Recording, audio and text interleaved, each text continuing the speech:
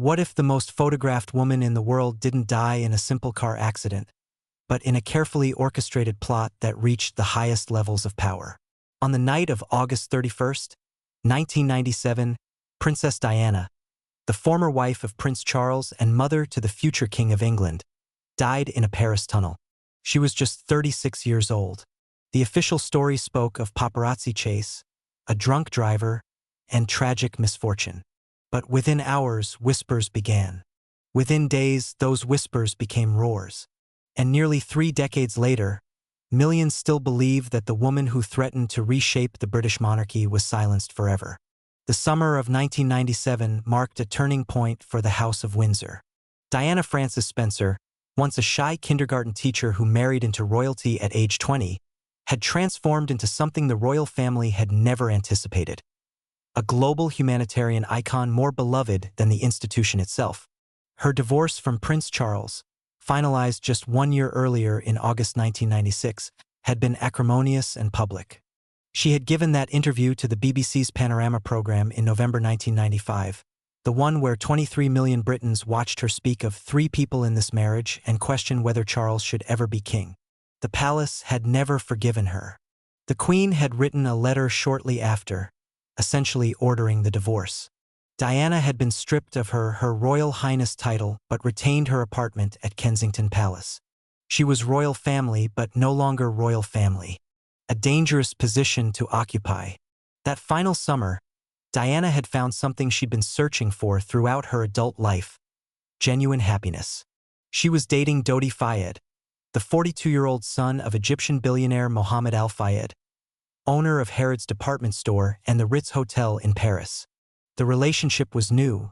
They'd only been seeing each other since July, but it was serious enough to alarm certain people.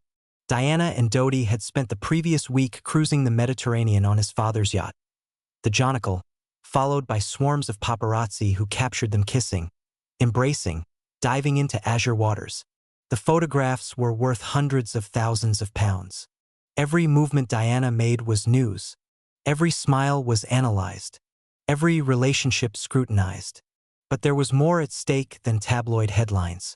Diana had been increasingly vocal about controversial causes. In January 1997, she had walked through an active minefield in Angola, bringing global attention to the campaign against landmines. She wore a protective visor and vest, and the images were broadcast worldwide. The British government, which profited from arms sales, was not pleased. Conservative MPs criticized her for meddling in politics.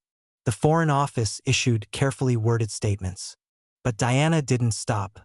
In June, she had auctioned 79 of her dresses at Christie's in New York, raising over $3 million for AIDS and cancer charities.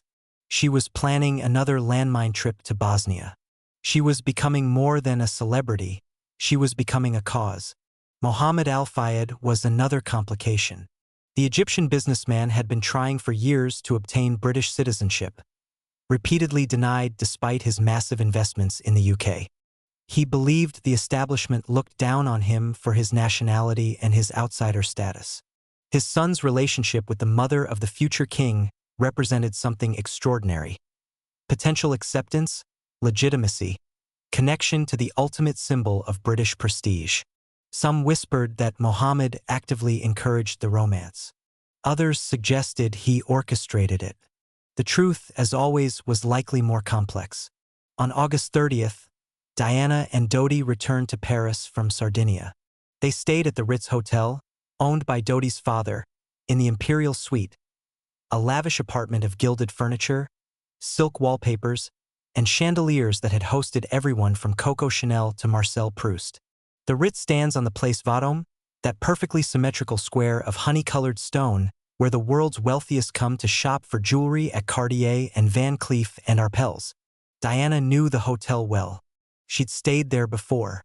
The staff treated her with the discretion that only the truly elite establishments can provide. That evening, they dined at the hotel's L'Espadon restaurant, but the meal was interrupted.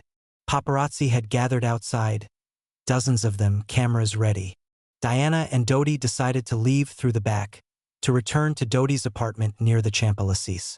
It was a plan they'd executed before: use a decoy, slip out the rear, drive quickly through Paris streets. Trevor Rhys-Jones, Dodi's 39-year-old bodyguard and former British paratrooper, accompanied them. Henri Paul, the 41-year-old acting head of security at the Ritz, would drive. Henri had been off duty but was called back. He arrived at the hotel around 10 that evening, appearing relaxed, joking with staff. Video footage from the Ritz security cameras would later show him laughing, talking, seeming perfectly sober. But was he? This question would become one of the most contested points in the entire investigation. Henri Paul's blood alcohol level was later tested at 1.75 grams per liter, more than 3 times the French legal limit. He also had traces of prescription antidepressants in his system, medications that should never be combined with alcohol. According to official reports, Henri Paul was catastrophically drunk.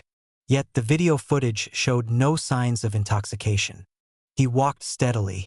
His speech was clear. He performed his duties normally. How could a man that drunk appear that sober? Some toxicology experts would later suggest the blood samples were switched. Others pointed to carbon monoxide levels in his blood that were consistent with someone who'd been dead for hours, not minutes. The French authorities dismissed these concerns. Shortly after midnight on August 31st, the plan was set in motion. A decoy car left through the front of the Ritz, drawing the paparazzi. Diana, Dodi, Trevor, and Henri slipped out the back entrance on Rue Cambon. They climbed into a black Mercedes-Benz S280, a vehicle from the Etoile limousine company that the Ritz frequently used. Diana and Dodi sat in the back seat. Trevor took the front passenger seat. Critically, none of them wore seatbelts. Henri Paul accelerated into the Paris night. The route should have taken about 10 minutes. Henri drove along the Rue de Rivoli, past the Louvre toward the Seine. Some paparazzi realized they'd been fooled and gave chase on motorcycles. The Mercedes accelerated. Witnesses would later report seeing it traveling at high speed, perhaps 120 kilometers per hour or more. At 12:23 a.m., the car entered the Pont de l'Alma tunnel, an underpass running beneath the Seine. The tunnel was well lit but had a slight curve. What happened next took only seconds. The Mercedes swerved. It struck the right wall, then spun and slammed into the 13th pillar. Pillar 13, a detail that conspiracy theorists would obsess over with tremendous force. The impact was catastrophic. The front of the car crumpled. The engine was driven into the passenger compartment. Henri Paul died instantly, his chest crushed. Dodi Fiat was killed immediately, his injuries so severe there was no chance of survival. Trevor Rhys-Jones, the only person wearing a seatbelt, suffered horrific facial injuries but lived. And Diana, thrown forward by the impact, sustained massive internal injuries. Her heart had been displaced, her pulmonary vein torn. The first witnesses arrived within seconds. Photographers on motorcycles, the very people who'd been chasing the car, now stood over the wreckage. Some began taking photographs. Click, click, click. Even here, even now, Diana was a commodity. A doctor who happened to be driving through the tunnel, Frederick Maylis, stopped and administered first aid. He didn't recognize Diana at first. She was conscious but struggling to breathe. He held an oxygen mask to her face. "Hold on," he told her in French. "Help is coming." French emergency services arrived at 12:32 a.m., 9 minutes after the crash. The response seemed efficient, professional. But here, another question emerges. Why did it take 1 hour and 43 minutes to transport Diana to the Pitié-Salpêtrière hospital, just 6 kilometers away? The ambulance moved at a crawl, stopping several times. French emergency protocols emphasize stabilization at the scene rather than rapid transport, a different philosophy from British or American practice. But nearly 2 hours? Diana's blood pressure crashed. Her heart stopped. Medics performed cardiac massage. They administered adrenaline. At the hospital, surgeons operated for 2 hours, trying desperately to repair her torn pulmonary vein and stop the internal bleeding. But at 4 a.m. on August 31st, 1997, Diana, Princess of Wales, was pronounced dead. The news broke across the world at dawn. Buckingham Palace released a brief statement. The Queen and the Prince of Wales are deeply shocked and distressed by this terrible news. The British people woke to a tragedy that seemed impossible. Diana, the woman they'd watched grow from a blushing bride into a confident humanitarian, was gone. By mid-morning, crowds were gathering at Kensington Palace, leaving flowers, teddy bears, photographs, letters. The pile of bouquets would eventually reach 5 feet high and extend for half a mile. Britain entered a state of collective grief unlike anything since Winston Churchill's death. But grief was accompanied by anger and questions. So many questions. Why had the paparazzi chased them so aggressively? Why had Henri Paul driven so fast? Why did no one in the car wear seatbelts? And then more disturbing questions began to surface. Questions that the official investigations would struggle to answer convincingly. Questions that would fuel conspiracy theories for decades. Mohammed al-Fayed, devastated by his son's death, was the first to publicly claim murder. In interviews given shortly after the crash, he declared that Diana and Dodi had been killed by British intelligence services on orders from the royal family. His reasoning was direct. Diana was about to marry his son, a Muslim, and potentially become pregnant with his child. The idea of the mother of the future king marrying an Egyptian Muslim and bearing his half-sibling was intolerable to the establishment. According to Mohammed, they were engaged.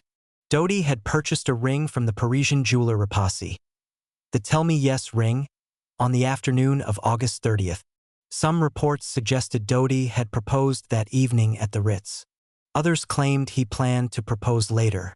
The ring existed. Whether Diana had accepted it became a matter of intense speculation. The establishment moved quickly to control the narrative. The French investigation, led by Judge Hervé Stephan, concluded in September 1999 that the crash was an accident caused by Henri Paul's intoxication and reckless speed while fleeing paparazzi. 9 photographers were charged with manslaughter and invasion of privacy, though these charges were eventually dropped. The British inquest, Operation Paget, led by Lord Stevens, former commissioner of the Metropolitan Police, conducted a 3-year investigation. His report, published in December 2006, ran to over 800 pages and cost nearly £4 million. The conclusion: accidental death. No conspiracy. No murder plot. Just tragedy. Yet Operation Paget had to address specific conspiracy theories that had gained traction. The theory that Henri Paul was working for French or British intelligence. Evidence suggests that Henri had contact with French security services and may have provided information about guests at the Ritz. He had unexpectedly large sums in his bank accounts, over £130,000, far more than his salary would explain. Where did this money come from? Operation Paget concluded it came from his work as a pilot and other legitimate sources. Critics found this unconvincing. The theory that a white Fiat Uno collided with the Mercedes, causing it to crash. Paint from a white Fiat Uno was found on the Mercedes. Several witnesses reported seeing such a car in the tunnel. A paparazzo named James Anson owned a white Fiat Uno and was known to have followed Diana. His car was impounded and tested, but authorities concluded it wasn't involved. In May 2000, Anson's body was found in a burned-out car in the French countryside, hundreds of miles from his home. His death was ruled a suicide. His family questioned this verdict. The white Fiat was never definitively found. The theory that a bright light or strobe was flashed to blind Henri Paul. Multiple witnesses reported seeing a bright flash in the tunnel. Some described it as a motorcycle headlight. Others as something more deliberate like a camera flash or an anti-personnel device. Former MI6 officer Richard Tomlinson gave testimony that British intelligence possessed strobe devices designed to disorient drivers and cause accidents. Operation Paget acknowledged the reports of a flash but could not determine its source. Without conclusive evidence, they dismissed it as inconsequential. The theory that Diana's body was embalmed quickly in France to prevent accurate testing for pregnancy. Diana's body was embalmed on the evening of August 31st, before being returned to Britain. French law doesn't require embalming, and it prevents certain tests from being performed accurately. Was Diana pregnant? Her former butler, Paul Burrell, claimed she had written him a letter in October 1996 stating that someone was planning an accident in my car, brake failure and serious head injury, to make the path clear for Charles to marry. The letter specifically named Charles. Burrell produced this letter years after her death. Operation Paget obtained the original and concluded it was genuine. But why didn't Burrell reveal it immediately? And why would Diana write such a letter if she truly believed her life was in danger? Wouldn't she have taken more precautions? The official inquest, which finally took place from October 2007 to April 2008, heard from over 250 witnesses. The jury returned a verdict of unlawful killing, grossly negligent driving of the following vehicles and of the Mercedes. They specifically cited Henri Paul's intoxication and the paparazzi pursuit.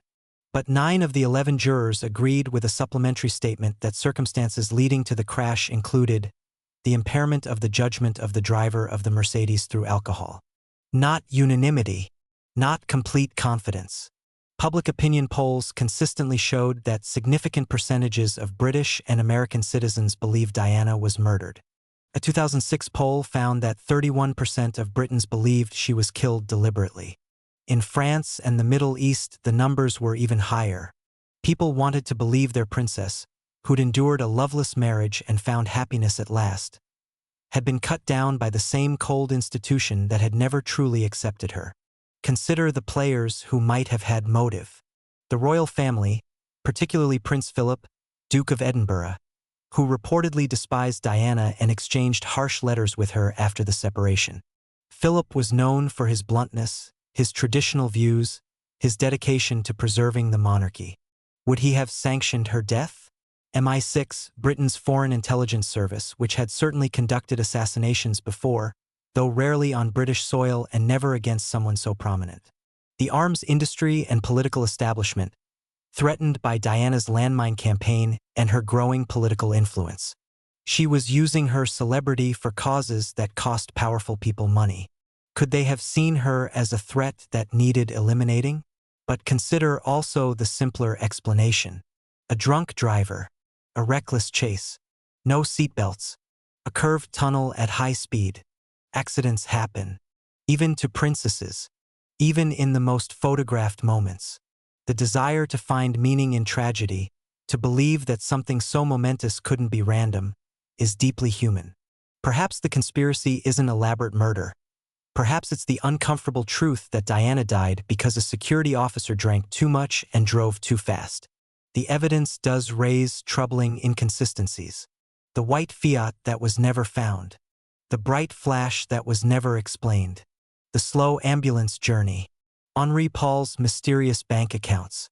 The quick embalming. The letter predicting her death. Each point has an official explanation. Each explanation has doubters. Together, they form a pattern that some find suspicious and others find merely coincidental. What remains undeniable is Diana's impact.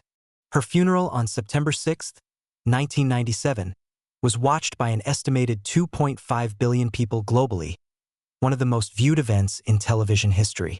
Her brother, Earl Spencer, delivered a eulogy that was barely concealed criticism of the royal family. A girl given the name of the ancient goddess of hunting was, in the end, the most hunted person of the modern age. Prince William and Prince Harry, just 15 and 12 years old, walked behind her coffin through London streets lined with silent, weeping crowds. The image of those two boys, heads bowed, following their mother's casket, remains one of the defining photographs of the 20th century. Diana's death changed the British monarchy. The royal family, perceived as cold and unfeeling in the immediate aftermath, the Queen remained at Balmoral in Scotland rather than returning immediately to London, faced genuine public anger. The crowds outside Buckingham Palace were hostile. The tabloids, which had relentlessly pursued Diana in life, now demanded to know why the Queen showed no emotion in death. Eventually, the Queen returned to London and delivered a televised address praising Diana. The Union Jack, which by protocol never flew at half-mast over Buckingham Palace because the monarch never dies, was lowered to half-mast. Tradition bent. The institution adapted. Because it had to. Because Diana, even in death, had that much power. The legacy of conspiracy persists because Diana herself planted its seeds.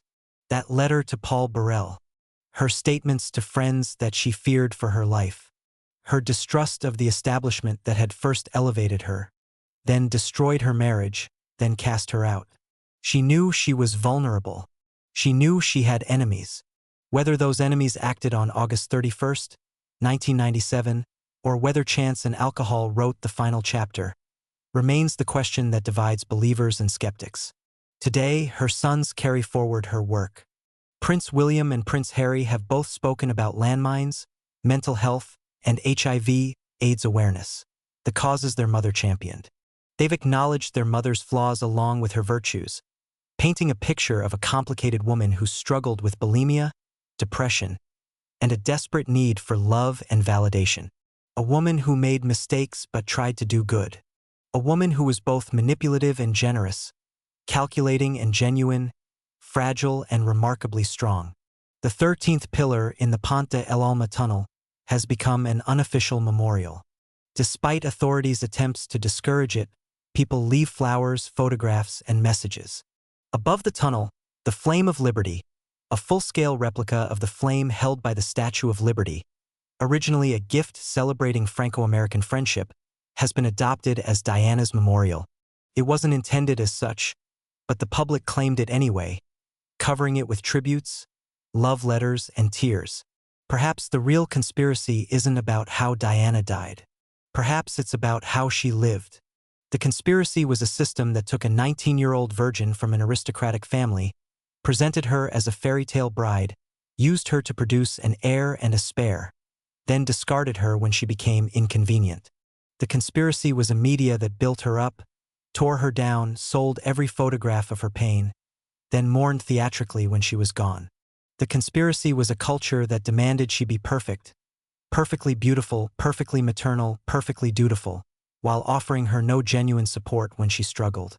On a warm August night in Paris, in a tunnel beneath the Seine, the people's princess took her last breath. Whether by accident or design, the woman who'd been hunted her entire public life finally escaped. But she left behind questions that official investigations, no matter how thorough, have never quite answered to everyone's satisfaction. And perhaps that's Diana's final gift to us. Not certainty, but the recognition that truth is complex, power is dangerous, and even the most photographed life contains shadows we'll never fully illuminate. The story of Diana's death, like Diana herself, refuses to be simple. It demands we look closer, question harder, and never quite stop wondering what really happened on that August night when the world lost its brightest star. Thank you for sharing this journey into one of history's greatest mysteries. If this story moved you or made you rethink the events of that unforgettable night, please give this video a like. It helps more people discover it. Share the video with your friends who love royal intrigue or untold stories. And don't forget to subscribe to the channel and ring the bell, so you'll never miss a new episode exploring the secrets that shaped the world. Your support means a lot and keeps these stories alive. If you have your own theories or want to reflect on Diana's legacy, leave a comment below. I always read your thoughts and might feature some in future videos. Thanks again, and see you in the next story.